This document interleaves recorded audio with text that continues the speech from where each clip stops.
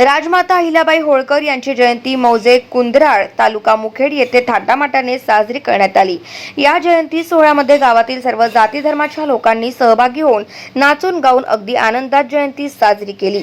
राजमाता अहिल्याबाई होळकरांचा जर इतिहास बघितला तर राज्यकारभारात त्या फार हुशार आणि तरबेज होत्या। दीनदुबळ्यांसाठी आई समान तत्वज्ञानी आणि कुशल त्या संघटक होत्या। त्यांचा जन्म 31 मे 1725 मध्ये अहमदनगर या गावात झाला। त्यावेळी स्त्रियांना शाळेत जाण्याची परवानगी नव्हती।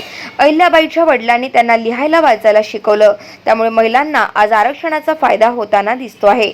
म्हणून त्यांची सर्व देशभरात जयंती उत्साहाने साजरी केली जाते।